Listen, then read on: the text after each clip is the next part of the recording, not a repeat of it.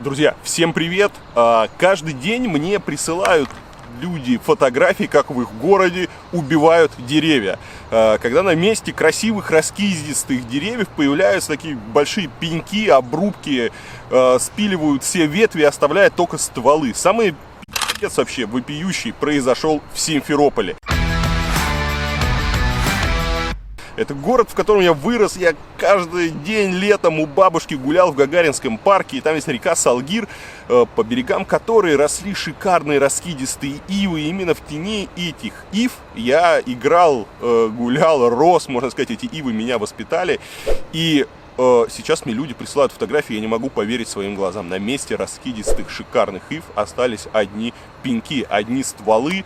То есть они спилили вообще все ветви, не оставив там ничего. И люди думают, а что это вообще такое, насколько это правильно и не варварство ли это. Зачем это делается, я не знаю. Что за там сидят, что за тупые... Я не могу подобрать слов, это просто какой-то... Да?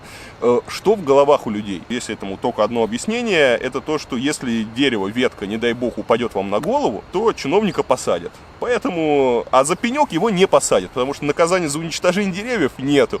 Поэтому берут боевых там гастарбайтеров с пилами и идут, просто спиливают все ветки, уничтожают деревья, и ничего не остается. Я сейчас приехал в ботанический сад поговорить с людьми, кто в этом разбирается.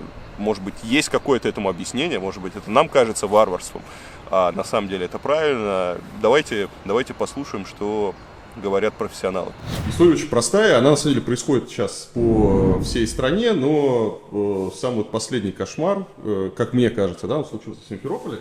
Там была красивая набережная реки Салгир, и вся набережная была в ивах.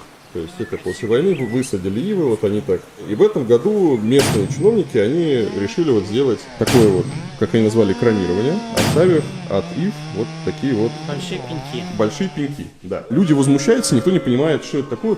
Существуют правила создания и содержания зеленых насаждений, где существуют четкие критерии, что можно делать и что нельзя. И вот такая обрезка на пень там не упоминается. Если дерево аварийное, оно подлежит удалению.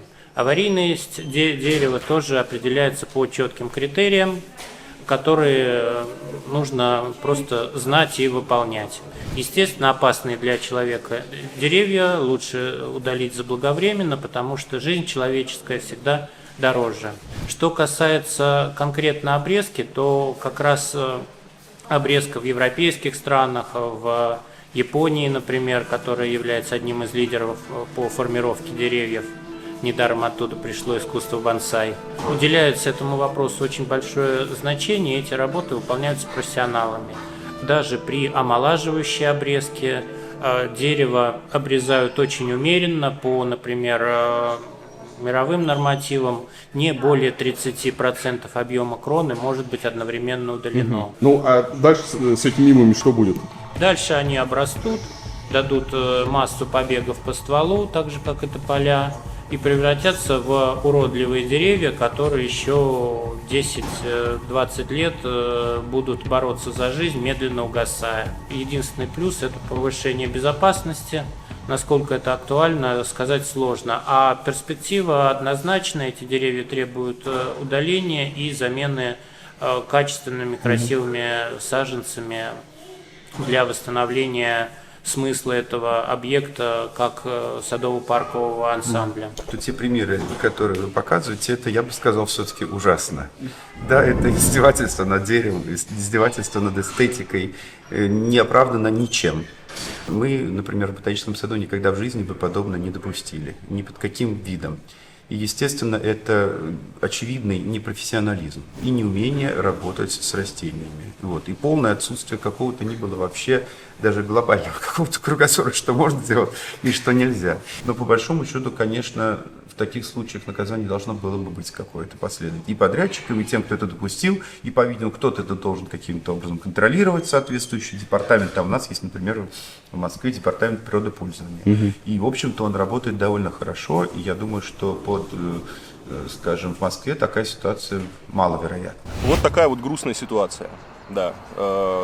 Отец, я удивляюсь выдержке моих собеседников, потому что люди интеллигентные, на камеру они вещи своими именами назвать не могут, но поверьте мне, когда я им первый раз показал фотографии, я видел эмоции на их лицах. Это варварство, это тупые мужики, которые сидят в мэриях, которые разыгрывают эти тендеры, которым совершенно плевать на город. Вот. Они просто гробят, они уничтожают деревья.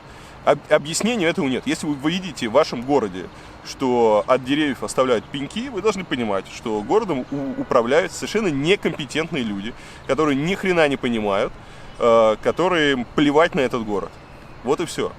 Я надеюсь, подобные ситуации будут все меньше и меньше. Пожалуйста, отправьте это видео, может быть, в вашу мэрию.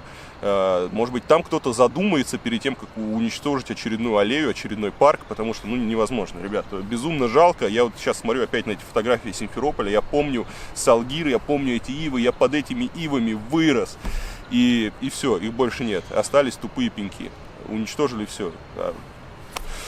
Ставьте лайк, распространяйте это видео, оно поможет сделать наши города лучше и предотвратить ошибки в будущем, и подписывайтесь на канал. Всем пока!